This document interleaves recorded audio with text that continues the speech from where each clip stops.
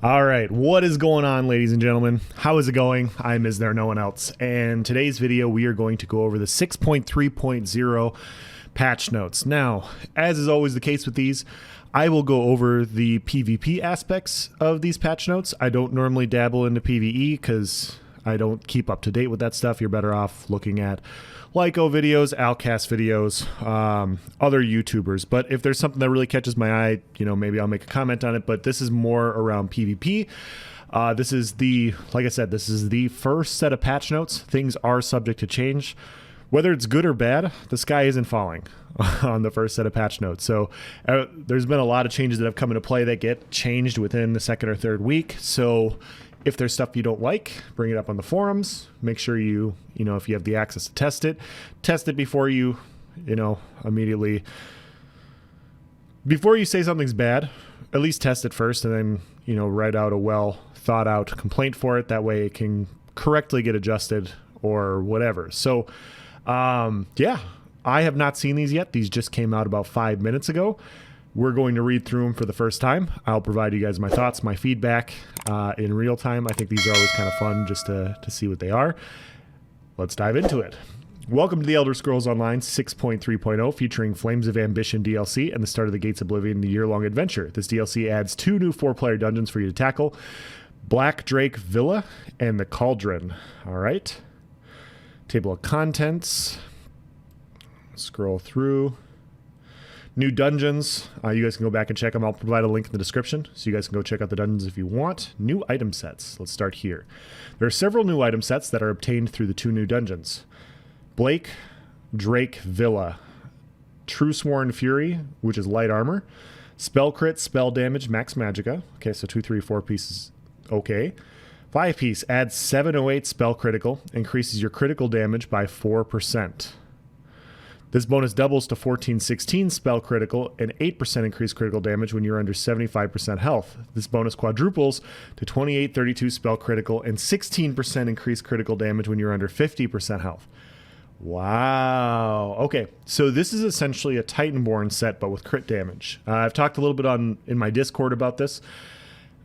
With the nerfs to crit, it wouldn't shock me if they came out with crit sets, or I think at some point this year, like, I'm not saying this is going to happen. I don't have any inside information, guys, but I think sometime down the line we may get a crit mythic. It just makes sense that they're nerfing all these different forms of crit, and they're going to come out with different crit things.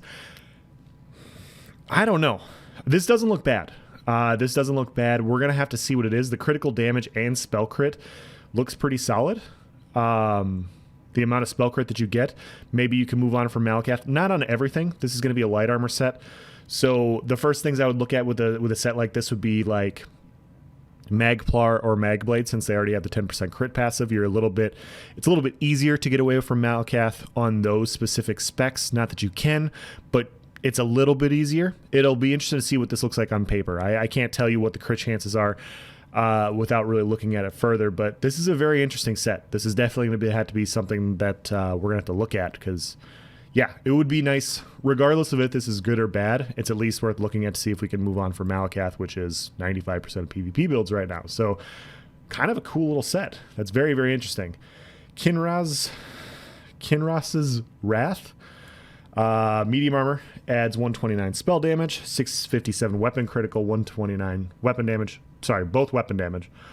Dealing damage with a light or heavy attack grants you a stack of Burning Heart for 5 seconds, up to 5 stacks. While you have 5 stacks, you generate an Aura of Wrath, granting you Major Berserk, increasing your damage by 10%. While you have an Aura of Wrath, allies within 12 meters of you gain Minor Berserk, increasing their damage done by 5%. Okay.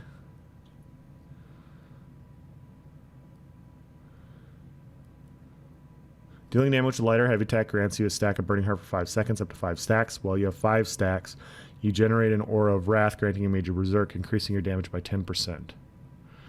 Okay. Do you lose the Aura of Wrath? Like, do you get the 5 stacks? And because most of the time when sets function this way, you get the 1 stack, it lasts for 5 seconds, and then when you get the next stack, within 5 seconds, it will replenish it off a cooldown. Then you go to 2 stacks and you get 5 more seconds. When you get to 5 stacks, do you just have Major Berserk, or do you only have it for 5 seconds? That's going to have to be something we have to test because, yeah, if you lose it after 5 seconds, I don't see this set being very good. But if you just keep it, if you get the 5 stacks, you get Major Berserk, which is 10% damage, and you also give 5% damage to everybody you're with. This could be a very interesting small group play set. Yeah, it all depends on what this is, because it doesn't say you lose the stacks after X amount of seconds. Like, so do you just keep it? It seems like it says you just keep it. That's interesting. That's interesting. We're going to have to test that one out. Drake's Rush, heavy armor. Health, stamina, stamina. Okay. When you bash an enemy, you and up to 11 group members within 15 meters of you gain major heroism for 12 seconds, granting you 3 ultimate every 1.5 seconds. This effect can occur once every 18 seconds. Wow. So just on-demand major heroism for your group. Interesting. Well, this set will definitely be used in group play. Wow. This is a very interesting set. Very, very interesting set. Okay. Yeah, I mean, none of these sets on paper, like, you know, sometimes you read patch note reviews and you're like, oh, this set's garbage, this set's garbage. None of these sets look like they're garbage right now. They're all interesting in their own unique way. They'll have to be tested, of course. Like, they could very well turn out to not be good. But right now, the way they're written, they don't necessarily look bad. Incratus's Behemoth, Monster Mask, Max Magicka. Dealing flame damage to an enemy grants you Behemoth's aura for 12 seconds that reaches up to 12 meters. You and up to 11 group members in the aura reduce flame damage taken by 5%. Enemies in the aura increase their flame damage taken by 5%. Enemies in the aura increase their flame damage taken by 5%. This effect can occur once every 15 seconds. Well, this is definitely going to be a group play set. Because the first thing that comes to mind is Destroult. You're going to take 5% reduced flame damage, and then you're going to increase flame damage by 5%. So your standard Destroult, Mag DK stuff, yeah, like, can definitely see somebody running this in group play. Wow. Wow, sets are not bad so far. The Cauldron. Unleashed Ritualist, light armor. Max Magicka, Max Magicka, Max Magicka. Wow. Dealing damage to an enemy applies Ritualist mark on them to them for 10 seconds. Enemies with your Ritualist mark take an additional 16% damage from your summoned pets. Okay. Well, the 2, 3, and 4 piece looks solid. Obviously, I mean, for light armor builds that really want to stack Max Magicka, that looks nice. 16% damage from your summoned pets.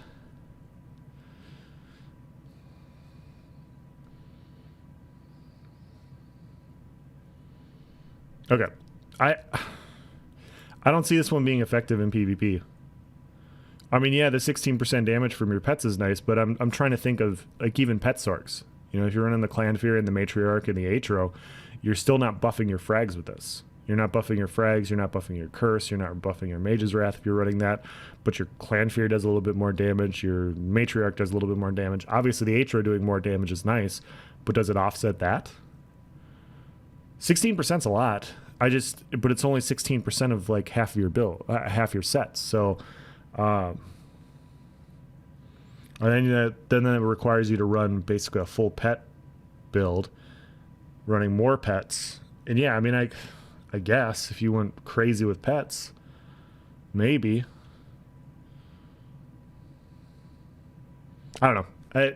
This is gonna have to be one where you, like, really do Maw of the Inferno plus something else plus Malcath, so you're stacking all the proc damage on a pet build, which is pretty annoying, to be honest. Like, really annoying. I'm not saying it's bad, it's just, I don't know if I'd use it.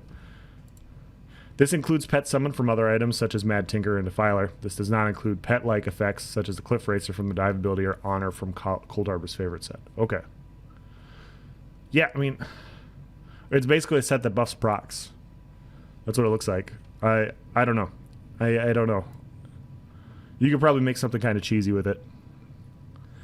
Dagon's Dominion. The medium armor set. Weapon damage, max stamina weapon damage. 2, 3, and 4 pieces. Great. Adds 492 weapon damage to your area of effect abilities. Interesting. Interesting. So the first thing that comes to mind with this is Stamplar. Jabs. Dawnbreaker. That's basically all your damage. 492 weapon damage to your area of effect abilities. Yeah, this is going to be... I could see this being a popular set for spin to win builds. I mean, spin to win. DB spin to win builds. This will be popular. I could see this being popular on like a Stamden, Stam Crow. It's not buffing your D-swing, but if you're running like a dual wield AoE build, this could be this stacking with this type of damage stacking with whirling blades could be pretty devastating because it's up all the time. There's a lot of weapon damage stacked into one set. Very, very interesting. Very interesting. 492 weapon damage to your area of effect abilities. This should also work when you're running the AoE morph of Vigor. So your AoE Vigor, so if you're running that in like a dedicated small group, this should buff that also. Very interesting. So it adds 492 weapon damage to your area of effect healing ability.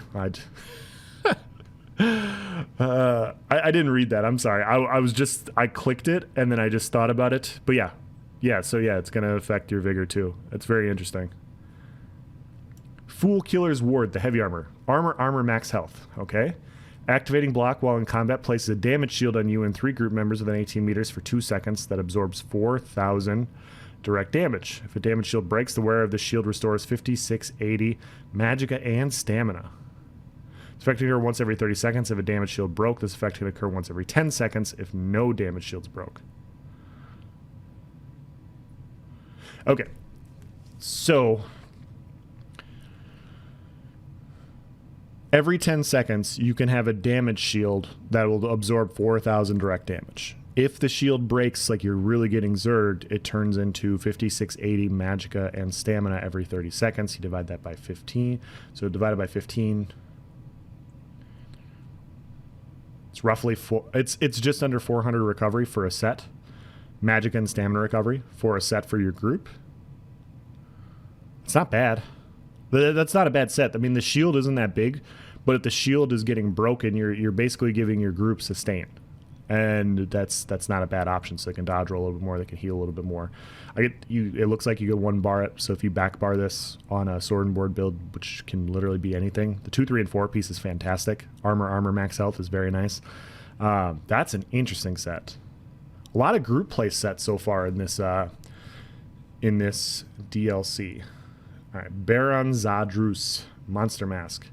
Stamina, magicka, and health for a tri-stat. Applying a status effect to an enemy grants you a stack of Zadruz's Ambition for 10 seconds, up to 3 stacks max. So you can have 3s of this.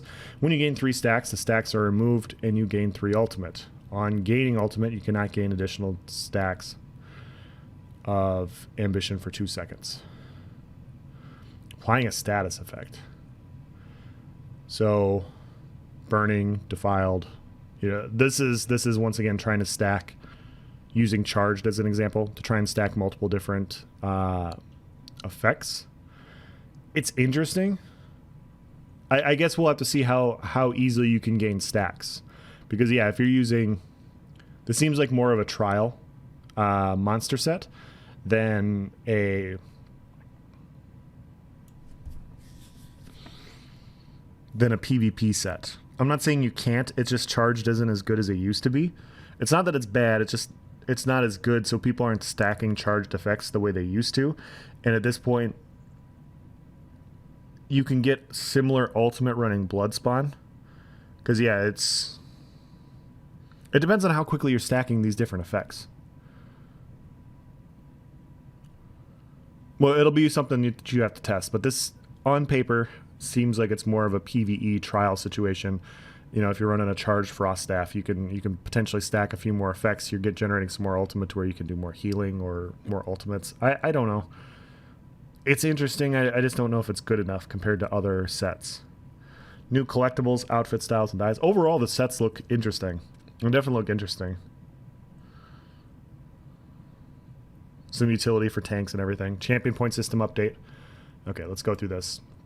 In this update, we've revamped the entire champion point system with an updated UI and all new stars to choose. Now, when building your character, you'll have more choices than ever before. The goals for this change include several factors. This new system encourages horizontal progression over vertical progression. Basically, the more champion points you have, you can branch out and make different choices instead of getting stronger. So in theory, CP shouldn't be, if somebody has 3,000 CP and you have 1,500, it shouldn't be as big of a deal as it would be now. Expandability is essential to the health of character progression, and the revamped champion system has far greater flexibility for expansion in the future. Very cool. Talked about that yesterday. Constellations have been renamed from the Mage, Warrior, and Thief to Warfare, Fitness, and Craft. Okay. Constellations have been reduced from 9 to 3, but the variety of stars available to spend points in has greatly increased. Stars are interconnected in a way such that spending enough points to unlock the bonuses awarded from a star will also unlock the path to its connected stars. Okay? Stars within constellations are categorized under two main types, non-slottable and slottable. These are stars which give you their noted stats and do not need further interaction other than adding the requisite points to activate the bonuses. So some of them will be like 50 points here gives you 5,000 magicka, and that's what the non-slottable is. So you just put 50 points in there, you get 5,000 magicka on your character, or 3,000, whatever it is. Doesn't matter what the number is. Slottable, these are stars which give you their noted stats and must be added to the new champion bar to activate the bonus while listed in the star. I talked about this in the video yesterday. Currently, you can have 30 to 40 active passives in your CP tree. This new CP tree gives you 12 passives, and you have to slot them. So if you want them, just like your skills on your character, you have to, if you want Unchained, for instance, Unchained is reduced stamina abilities after you break free. If you want Unchained, if it exists in the new CP tree on your new character, you have to put in your 12, it has to be one of your 12 passives. If you don't put it there and you have the points for it, it doesn't exist on your character. Very, very interesting. So that's what they're talking about with slottable passives. We've added a new champion bar to the top of the champion constellations UI. This allows you to slot up to 4 stars from each of the 3 constellations, what I just talked about. You can swap out any slotted star at any time while not in combat. The cost of respeccing your champion points is still 3,000 gold. Okay. The CP cap per update has been lifted, and you can now spend up to the 3,600 point cap, which is huge. 810 has been the standard for like the last 2 years. Now it's up to 3,600. So those of us with a lot of CP can spend points in quite a few different places. We've adjusted the rate at which you gain CP to accommodate for the cap lift. So as you guys know, when you're lower CP, you catch up quicker. So we will shoot up to the 3,600 point cap a lot faster now than what we have been. Yeah, very interesting. You still only earn champion points at level 50 or higher, but as with the original CP system, you can spend any you have earned regardless of your level. All characters have had their base health increased to 16,000, up from 8744, and their magic and stamina has increased to 12,000 from 7958. These changes were made to offset the loss of the 20% stat increases gained from the original champion point system, where spending 100 points in a tree would increase the base stat of the tree by 20%. So basically, they did this to offset the loss in the CP tree, so your character is just as powerful as it was at 810. That's basically what this is saying. Characters now also take 15% reduced damage at base to reduce the loss and mitigation from the champion point system. Interesting. That's very interesting. Characters now also start with 20 weapon and spell damage at level 1 and gain an additional 20 per level, up to 1,000 at level 50. Interesting. Okay.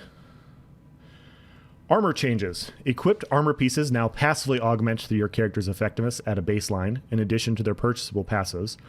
Their effects are now denoted in the armor section of the skills screen and are unlocked immediately upon unlocking the skill line itself. You can find their effects below. So we talked about this in the video yesterday. Also, light armor bonuses. They wanted each armor set to have a different feel for it. So if you're in light armor, you're not really wearing, it's not actually really armor. And so the thought is it's lighter. Well, what can you do when you're wearing lighter armor? So that's kind of their theory for this, to make it more quote-unquote realistic. Other Elder Scrolls games in the past have had stuff like this, so it makes sense.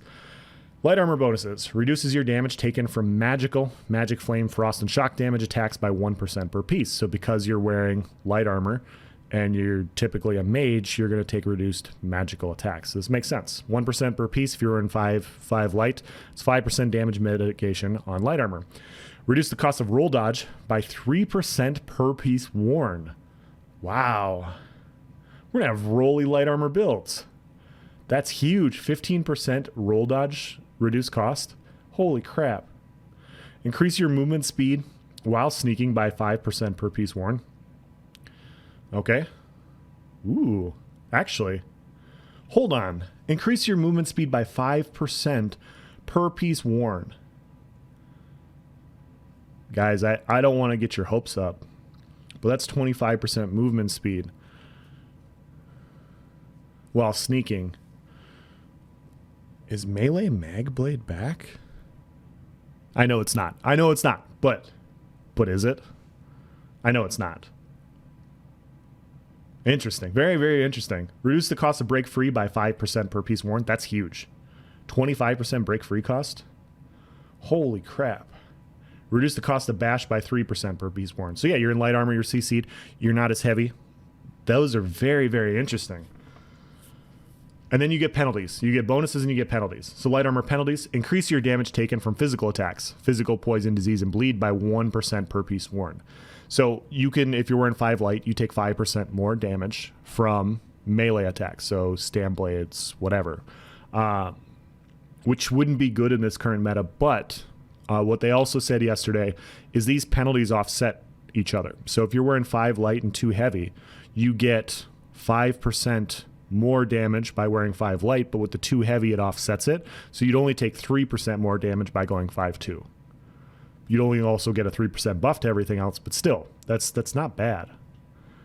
Increase the cost of block by 3% per piece worn. Yeah, you're in light armor, you're trying to block somebody swinging a big club. Makes sense. Decrease your damage done with bash by 1% per piece worn. Okay. Well, this is very interesting. The increased cost of block is going to be pretty rough depending on what they do with other skills in the light armor trees, namely like Harness Magicka. That's very interesting so far, though. We'll look at the whole big picture before we dive into all this. Medium armor bonuses, reduce the cost of sprint by 1%, reduce the cost of sneak by 5% per piece worn, reduce the cost of block by 3%, reduces your damage taken from area of effect attacks by 2% for 2 seconds after you roll dodge. Is that per piece worn, or is it just 2%?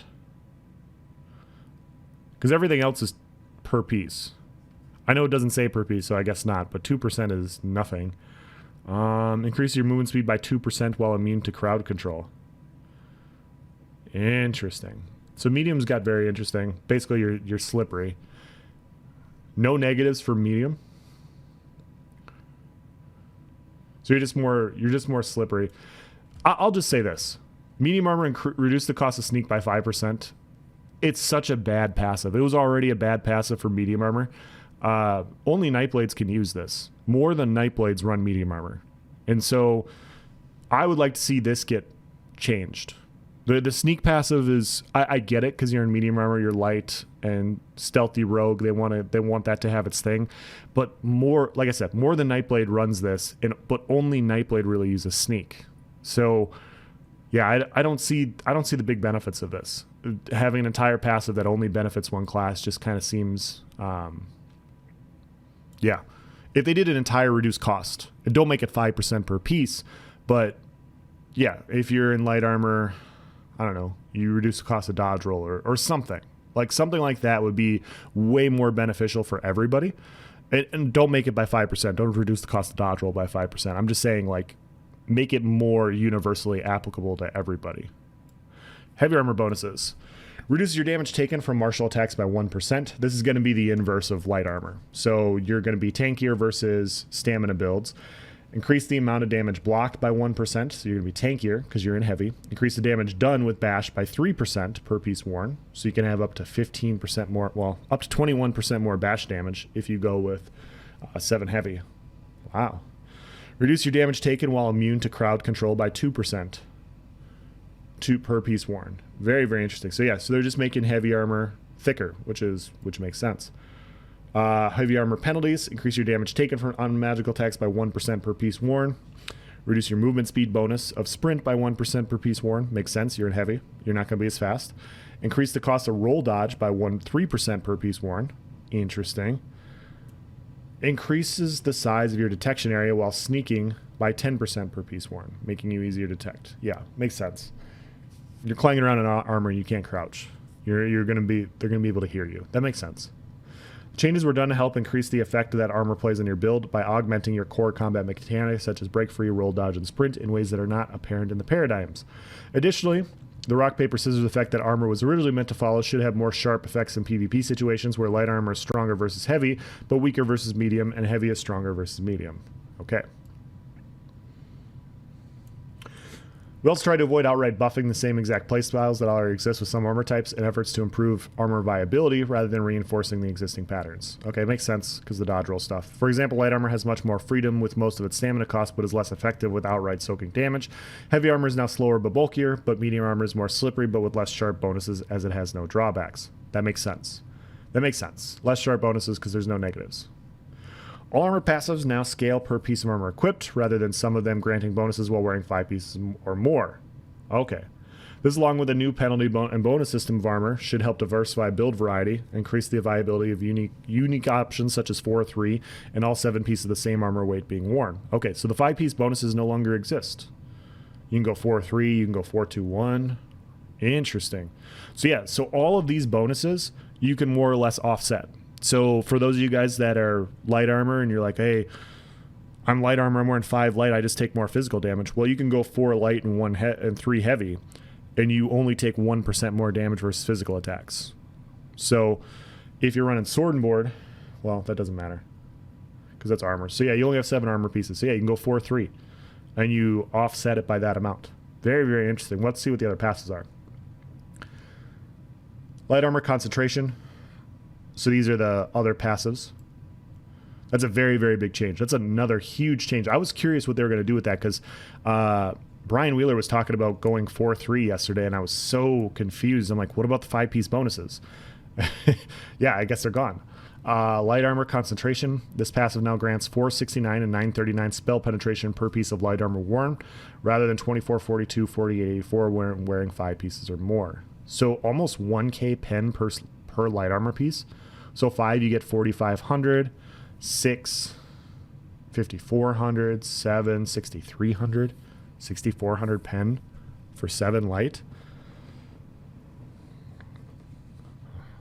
Magsorks are going to be nasty. Prodigy. This passive now grants 0.5 to 1% spell critical per piece of light armor worn, rather than 5 to 10% when wearing 5 pieces or more. Okay, so lower crit chance on light armor. So even if you're wearing 7 light, you only have 7% crit chance instead of 10. You get the increase in pen though. Spell warding. Increase the amount of spell resistance granted per rank to 363, 726, up from, wow, almost double the spell resistance. Wow. Holy crap. That's a lot. That is a lot. Makes sense. I mean, it makes sense. We'll have to see what this does for all the different sets. I can't tell you on paper how this is going to change PvP, but this is a lot. Medium armor. Agility. This passive now grants 1 to 2% weapon damage per piece of medium armor worn, rather than 7 to 15% when wearing 5 pieces or more. So you can get up to 14% instead of 15% if you wear 7 medium. Okay. Dexterity. Decrease the amount of weapon critical granted to 0.3, 0.61% per piece of medium armor, down from 0.31, 1.5% per piece. Okay. So yeah, so they're lowering the crit chance, lowering the weapon damage you get. Very, very interesting. Heavy armor, rapid mending. This passive now increases your healing taken by 1% for every 2/1 piece of heavy armor worn, rather than 4 to 8% when wearing 5 pieces or more. Okay, so a little bit less healing if you go 7 heavy. A lot less healing if you go 5 heavy. Resolve, decrease the amount of armor granted per piece of heavy armor worn. Decrease the amount of armor by a little bit. Just a very small amount. That's almost negligible. Revitalize. This passive now increases the resources restored from your fully charged heavy attacks by 2 to 4% per piece of heavy armor worn, rather than 12 to 25%. So yeah, so you can have up to 28% with 7 heavy. 6 heavy versus the 5. Yeah. Okay. Okay. So they just did some slight reworks there. There's nothing there that's like super...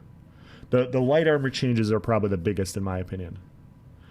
Advanced stats. You can now view additional combat stats about your character by selecting advanced stats within the character menu. So your character sheets currently, they show your weapon damage, your recovery, your max stats, your resistances. Now you can get like spell pen, block cost, all those other sorts of things, which is very cool. Buffs, debuffs, skill, and champion point expenditures. Additionally, physical and spell penetration have been added to the main stats view. Very, very, very good change. I like that a lot. Fast travel outside of homes, furnishing, new homes, new furnishings. You guys can go check this out. I'm not gonna go through this. I am not true ESO endgame, so talking about housing is not my thing, guys. I'm sorry. You can get mad if you want. I will upgrade my housing content eventually, maybe. New Battlegrounds collectibles. Organization changes, prologue, combat and gameplay. Tooltips in the champion system, point system, are still under adjustments, and many will currently display information that is not entirely encompassing of their effect, may be mislabeled, or will not update their values in real time. This will be fixed in a future PTS patch and is a priority. Okay. Some champion star tooltips are not reporting their total bonuses. To verify stat games from CP this week, please refer to your character sheet or advanced stats. Okay. So this is just PTS information. Some champion point stars may be difficult or impossible to interact with based on your screen resolution. Uh-oh. We're currently investigating ways to solve this issue. Okay. Champion point star Shield Master is not properly applying to Crystallized Shield or Sun Shield or their morphs. Okay. Dungeons and group content. Not me. Not me. Exploration and itemization. Dungeons and group content. We're only about halfway through the patch notes, guys. So that's why I'm kind of skipping some of this stuff. This would be a 4-hour video if I didn't. Dungeons and group content, audio, dungeons and group content, housing, dungeons. Come on. More dungeons and group content. Combat and gameplay. Okay. Combat and abilities. Gaining resistances for a particular damage type no longer grants immunities to its respective status effect, and adjust the racial passives that once again granted immunities to make up for this loss. Okay. Monsters no longer have a random chance to apply status effects such as burning or poison from their attacks naturally, and will only apply these statuses through intentional means when designed as such. Okay. This adjustment should help lower combat variance in some encounters where you seemingly take extra damage that is outside of your ability to naturally counteract it, as against overchargers who could apply the concussed status effect, causing you to take more damage from all sources. Okay. Fix many issues where abilities, item sets, and passives that dealt damage had the incorrect chance to proc their respective status effects. In most cases, this is a reduction from 10% to the value most appropriate to their attack type. You can find out more about the base change to applying status effects under Help Combat Elemental Status Effects in the game. Interesting. Fix an issue where casting another ability right after a failed ground target ability could cause you to become unable to cast other ground target abilities. Thank you. Player source synergies will now attempt to cull their animations whenever you activate other abilities to reduce animation errors when utilizing them in tandem with weaving and other ability usage. That's great. Fix an issue where multiple healing abilities and sets that were bound to area of effects were not properly detected as healing over time. Fix numerous issues where certain bonuses could unintentionally apply their effects to abilities or sets. All right, buffs and debuffs. There are now 3 new status effects. Okay. For the following damage types: bleed, physical, and magic damage. Bleed damage has a chance to apply hemorrhaging. It deals slightly weaker damage than burning over 4 seconds and applies minor mangle to the target while afflicted. Holy crap. Minor mangle is, if I remember correctly, it's a reduction in your health by 10%. That is huge. Slightly weaker damage than burning plus 10% for bleed damage. Holy crap. Okay. Physical damage has a chance to apply Sundered. It deals minor damage and applies minor breach for 4 seconds. Oh, what?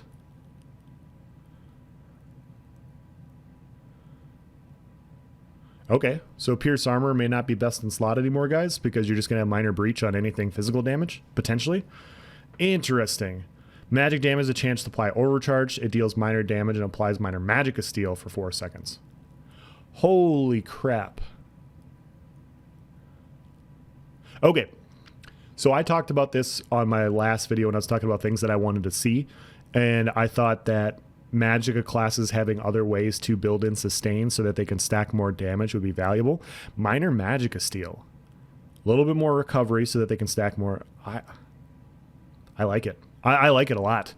I don't know how much recovery Minor Magicka Steel is, though. Interesting. Very, very interesting. Fix an issue where some status effects such as disease, chilled, and concussed could fail to be recognized. Okay, so now that they have more of these status effects, the monster set that gives 3 ultimate, it makes a lot more sense now. Makes a lot more sense. Now that everything you do can do a status effect. Okay, because before you used to have to build for it. Fix an issue where some status effects such as disease, chilled, and concussed would fail to be recognized as status effects from sets and passives that stated while under the effect of a status effect. Fix an issue where some immobilizers were improperly labeled as status effects. Minor brittle. Fix an issue where this debuff cannot be applied via the chill status effect if a target had a longer duration of minor maim active. Okay. Dragon Knight changes. Ardent Flame, Lava Whip. Molten Whip. Fix an issue where the weapon and spell damage for this passive did not appear in your character sheet. Perfect. Draconic Power. Dark Talons. This ability and the Choking Talons morph now deal flame damage rather than magic damage. The Ignite synergy now also deals flame damage rather than magic damage. Thank you. Thank you for that. Earth and Heart, Petrify, Shattering Rocks. This morph now heals you when the stun ends on the enemy, rather than cause the enemy's next attack to heal their target. So also fix numerous issues where the heal belonged to the attacker and use their stats rather than yours. Interesting. Slight changes. Okay. Necromancer, Gravelord, Frozen Colossus. Fix an issue where this ultimate and its morphs could return as damage over time in some cases. Alright.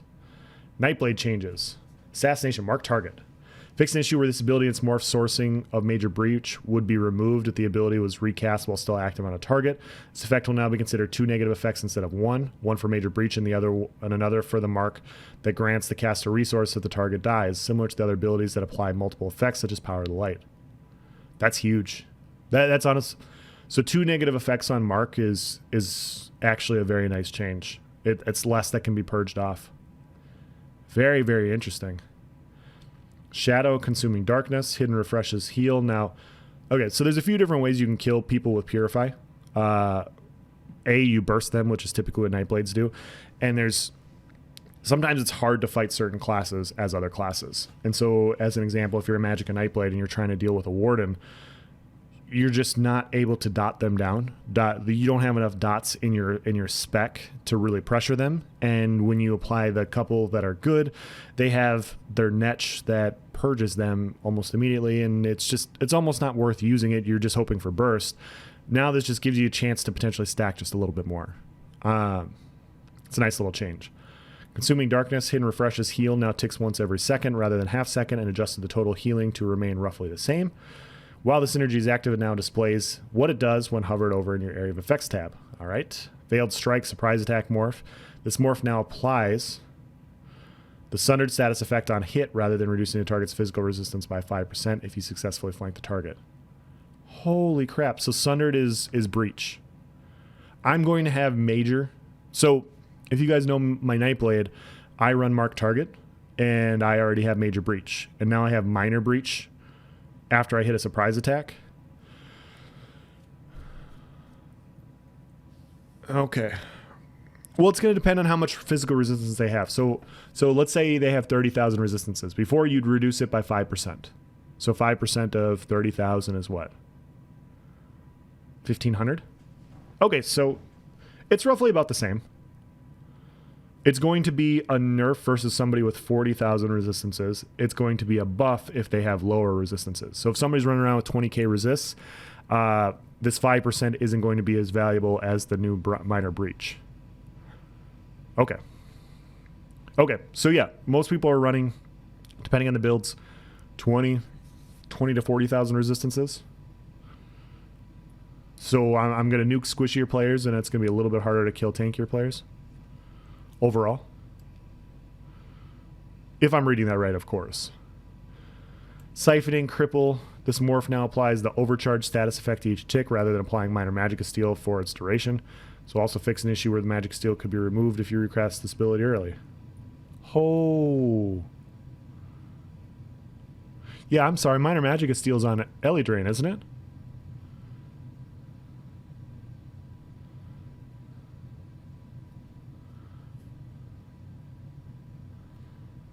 Okay. Dark Magic, Crystal Shard. I forgot that it's Minor Magic of Steel that's on Ellie Drain. For whatever reason, I thought it was Major. Interesting. Dark Magic, Sorcerer, Crystal Shard. Reduce the damage of this ability and the crystal fragments morph by approximately 2% to match the proper range cast time standard. Okay. Daedric Mines. Fix an issue where this ability and its morphs were considered area of effect attacks despite only hitting one target per mine. Alright. Fix an issue where these abilities could return as damage over time in some cases. Okay. So not a bunch of class changes. Daedric Summoning. Curse. Fix an issue where this ability and its morphs could cause your next animation to hitch or jitter. Storm Calling. Overload. Fix an issue where the heavy attack from this ultimate and its morphs could return as damage over time in some cases. Okay. Templar, Adric Spear, Burning Light. This passive now has a 3-second window between each stack rather than a 1.1 second window to reduce the cadence in which you must consistently attack with an Adric Spear ability. Okay.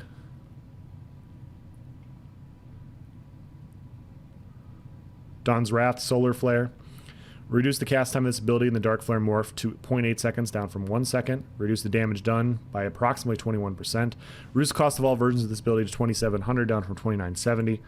Similar to other cast time abilities, we've taken the approach for a quicker cast time to help make this ability easier to weave within 1 second global cooldown. This should also help reduce burst, potentially when combined with other high-hitting attacks, but help the DPS go up by making it smoother to use and easier to sustain.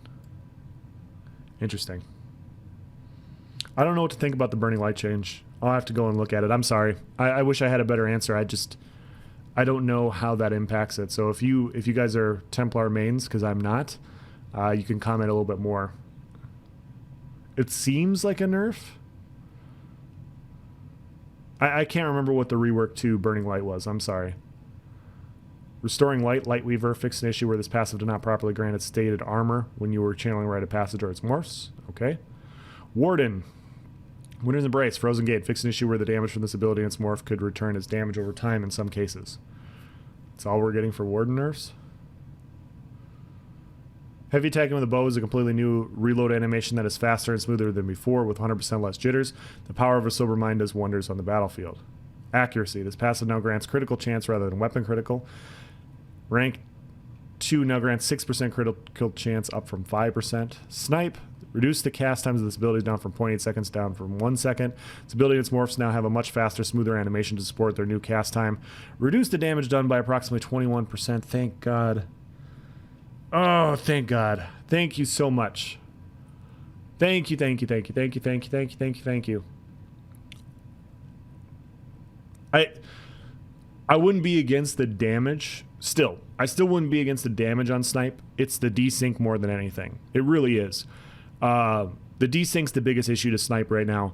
I'm not like you run what you want as a player. I'm not trying to call anybody out for using certain skills or abilities, but I currently only die to Snipe because of desync. It's not because the player's hitting me with some sick combination and I can't recover. It's not that some snipers do play well, but the reason I die to Snipe right now is because I don't see it coming and I get hit by 3 to 5 of them and I die.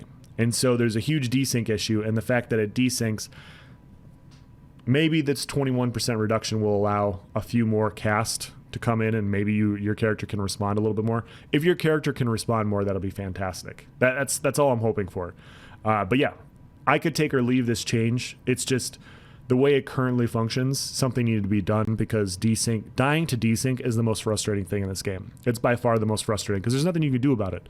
I'd rather get zerged all day every day than die to snipe desync. So yeah, and getting zerged and getting snipe desynced kind of go hand in hand because oftentimes there's snipers and zergs. So yeah, it's doubly fun. Increase the travel speed slightly to help reduce the ability to fire off multiple projectiles before the original projectile landed. Okay. So maybe you have a chance to respond that way. Let's see what the developer comment says. Oh. Similar to Solar Flare changes this update and Crystal Shards a few updates ago, we wanted to make these abilities less bursty in nature while helping their fluid usage in rapid succession, making them less potent at combining into a deadly alpha strike attacks and more potent while used in a rotation. Nobody uses snipe in a rotation. It's snipe, snipe, snipe ultimate. It's going to be interesting. Dual wield Blade Cloak, Deadly Cloak, reduce the visual and audio effects of this ability to once every 2 seconds rather than every second to make it less obnoxious. Note that it will still deal damage every second. Okay. Rend, Thrive in Chaos. This morph's hitbox now more accurately matches its visual effects, resulting in a significant area of effect increase. Okay, that's good, because the Rend ultimate is garbage because it always misses. Twin Blade and Blunt, rework this passive to grant the following bonuses. Axes now increase your critical damage and healing done per axe by 2 to 4% rather than having a chance to apply a bleed. So axes are healing now. Daggers now grant 1.7, 3.4 critical chance per dagger rather than the 2.5 weapon critical chance. Okay. Maces now grant 825 and 1650 armor pen per mace rather than ignoring 5 to 10% of the target's resistance. Swords now grant 71 to 142 weapon damage per sword rather than increasing the damage done by 3 to 6%. Developer's comment. Previously, this passive was too binary in terms of which was viewed as the best, so we made some adjustments to make it more clear as more universally helpful. We've often removed the passive bleed chance as it was the only effect that could carry over after activating, making it an almost guaranteed pick. Makes sense. Yeah, if you do get the bleed status effect, it now has a status effect on top of it. Maces also felt too punishing and awkward as they became weaker the more you reduce the target's resistances, so we moved it to a flat bonus instead. Swords often didn't scale the way they appeared and seemed stronger than they were, so we moved it to a more easily discernible power increase. Yeah, just having flat 142 weapon damage is nice per thing. Additionally, all these effects now apply to any attack rather than only martial-based attacks. Whoa. All of these effects now apply to any attack rather than only martial-based attacks. So, they're saying you can run dual-wield maces on Magicka classes. Holy crap. Daggers, you get crit chance. Axes. I've been waiting for them to do this for a while. Back when dual-wield was a thing where a Magic class would run dual-wield swords. Very interesting. Now all these passives apply to Magicka specs. Very cool. Very, very cool. Two-handed, heavy weapons rework the passive to grant the following bonuses. Axes now grant 4 to 8% critical damage and healing done, rather than having a chance to apply bleed. It's a lot of critical damage and a lot of healing done. Maces now grant 1650 to 3300 armor pen, rather than ignoring 10 to 20% of the armor's physical resistance. Okay, swords now grant 142 to 284 weapon and spell damage, rather than increasing the damage done by 3 to 6%. Interesting. That's very interesting. We'll have to see how that comes into play. Soul Magic. Soul Strike fixed an issue where this ultimate and its morphs could fail to trigger other sets that had while in combat requirements if it was your first cast to initiate combat. Okay. Mist Form fixed an issue where this ability and its morphs would cancel themselves while falling. Thank you. Fixed an issue where these abilities could fail to grant proper CC immunity in some cases. Thank you. Fixed an issue where attempting to use this ability after casting a time ability would cause you to enter and immediately leave the form. Yeah, Mist Form can be very buggy. Those are all great changes. Werewolf, Hircine's Bounty. Hircine's Fortitude. Reduce the health and stamina recovery cap this morph to 333, down from 666. Pounce. Brutal Pounce. Fixed an issue where the brutal Carnage damage over time was not properly inheriting the damage increase from Carnage's rank up progression, to result in approximately a 3.3% damage increase of this morph's bleed. Whatever. Savage Strength. This passive now grants major resolve on both ranks rather than increasing your armor by 5 to 10,000. Okay, so they're losing roughly 4,000 armor. This is done to tone down some of the staggering defenses that werewolves could attain with little to no effort. Werewolves are getting squishier. Werewolf Transformation. Pack Leader morph. The direwolves summoned from this ability no longer taunt enemies and cause them to behave erratically since they cannot be targeted. Okay, we're getting to the end here, and I'm not seeing any changes to health-based heals or proc sets. Fighters Guild. Banish the Wicked. This passive now grants 1, 2, 3 ultimate whenever you kill an enemy, while you have the Fighter's Guild ability slotted, rather than storing 3, 6, and 9 ultimate whenever you kill an undead, Daedra, or werewolf. Okay. Mostly a buff to stamina. And does this work with pets? If pets die, do you get this? Mage's Guild Entropy, fix an issue where this ability and its morphs could cause your next animation to hitch or jitter. Spell Symmetry, fix an issue where the casting this ability could desync your Magicka bar. Fun. Salt, continuous attacks. This passive now always grants Major Gallop, which when purchased at rank 1 or 2. I don't know what Major Gallop is. Not off the top of my head. Rapid Maneuvers. This ability and its morphs no longer grant Major Gallop on cast since it is no longer necessary. Reduce the cost of this ability to 64.26, down from 68.85.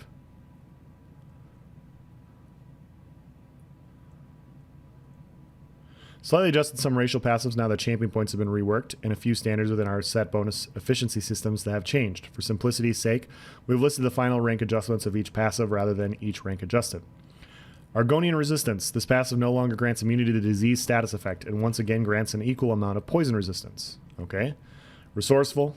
The passive now also grants 1,000 max stamina. So you get stamina, health, and magicka for an Argonian. Reduced resources restored to 3125, down from 4,000. Wow. Okay. Not bad for Argonian. Breton. Spell Attunement. Increase the magic recovery granted from this passive to 130, up from 100. Okay. Dark Elf. Dynamic. Increase the max magic and stamina granted from this passive to 1910, up from 1875. Okay. Resist flame. This passive no longer grants immunity to the burning status effect. Increase the flame resistance to 4620 up from 2310. Okay. Okay. Oh, I see you, Dark Elf. High Elf, Elemental Talent. This passive now also grants weapon and spell damage rather than only spell damage. Oh, shit. Spell Recharge. Reduce the restore on this passive to 625, down from 640. Whatever. This passive now works from any ability used rather than only off class abilities. Spell Recharge gives you great recovery to your off stat based off of class abilities used. Now it's any ability used. That High Elf is now interesting. Because that would be a ton of mag sustain on stam classes. Like a ton. You're not going to have as much damage because you don't get max stam on a High Elf, but the weapon damage kind of offsets that. Interesting. Imperial, my favorite. Red Diamond. This passive no longer restores health, magic, and stamina whenever you deal direct damage. Increase the cost reduction for all abilities to 6% up from 3%. Oh, man. Okay. Okay. Khajiit. I did a video on a Khajiit a while back. Let's see what they did. Increase the critical damage and healing done from this passive to 12% up from 10. Lunar Blessing. Increase the health, magic, and stamina granted for this passive to 915 up from 825. Okay, so some minor changes. It definitely makes Khajiits better. This is definitely making him better. I think they need a little bit more. But this isn't bad. This is nice. Like, this is not bad. Obviously, these are both buffs. They needed more. I would rather see their max stats go up to like 1,000 for each, or maybe their critical damage and healing going up to like. Honestly, yeah. This makes them better. They definitely needed buffs, so that's good to see. How good that is, I don't know. Resist Frost. This passive no longer grants immunity to the chilled status effect. Increase the Frost resistance to 4620 up from 2310. Seems like a nerf to Nord. Rugged. Reduce the armor grant from this passive to 2600 down from 3960. That's a huge nerf to Nord. That is a huge nerf to Nord. Everybody's running Nords right now. I mean, it makes sense, but yeah. Brawny. Reduce the max stamina granted from this passive to 1000 down from 2000. This makes sense. Orc was extremely loaded. Swift Warrior. This passive now grants weapon and spell damage rather than weapon damage. Okay, so reverse High Elf. Unflinching Rage. This passive now heals for 2125 health when you deal damage once every 4 seconds rather than healing for 600 health when you deal damage with a weapon attack every 4 seconds. Okay, so a buff there. Fix an issue where this passive was not considered a proc. The heal from this passive can no longer critically strike. Okay, so some small nerfs to Orc. They're still going to be really good, but I feel like that was needed. They were extremely strong. Dark Elf's looking really good. Red Guard, Adrenaline Rush. It's not that Orc's bad. Orcs, you're going to have more healing while you're in Brawler range. So, Red Guard, Adrenaline Rush. Increase the stamina restored from this passive to 1000 up from 950. Whatever. This passive now procs on any damage done rather than direct damage. Okay. Red Guard still needs some help. I was going to say, if you gave Red Guard the 9% reduced cost on all stamina abilities, maybe reduce it to like 5% or 8%. Red Guard would be in an okay spot. But yeah, it still needs some help. Wood Elf, Hunter's Eye. Movement speed and armor penetration granted from this passive no longer require you to roll dodge to gain and instead are permanent effects. Holy shit. Oh. Decrease the movement speed bonus to 5% down from 10%. Who cares? You have it all the time. Decrease the armor penetration to 950 down from 1500. Wood Elf's looking really good. Holy crap, Wood Elf is looking good. Resist Affliction. This passive no longer grants immunity to the poison status effect, but once again grants equal amounts of disease resistance. Okay. So Wood Elf was really, really good on a rollerblade. Like if you did a well-fitted dodge rolling stamina Nightblade, this is going to be a nerf for you. The speedy high pen because you're able to dodge roll a lot, that's definitely a nerf to them. It's a buff to everybody else. Anybody else that's not using that playstyle, this is a very nice buff. 5% movement speed bonus is nice. Having 950 pen all the time is also very nice. That's real. Plus the recovery that they get. Wood Elf's looking really good. Itemization and item sets. Reduce the amount of critical chance rating granted per set bonus.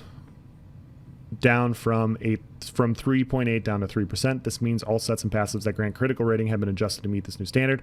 All singular stat line bonuses have been adjusted to this value, while more significant adjustments will be called out below. Reduce single stat line crit chance rating to 657, down from 833. Reduce the perfectly affected ability augmented stat lines of critical chance to 526, down from 666. Berserking Warrior.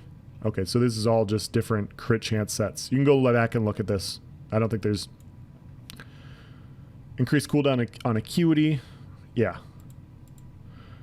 Previously, a critical chance was sourced very abundantly and was the clear winner in terms of chaseable stat for endgame damage dealing in PvE, while having natural counters and operational costs in PvP.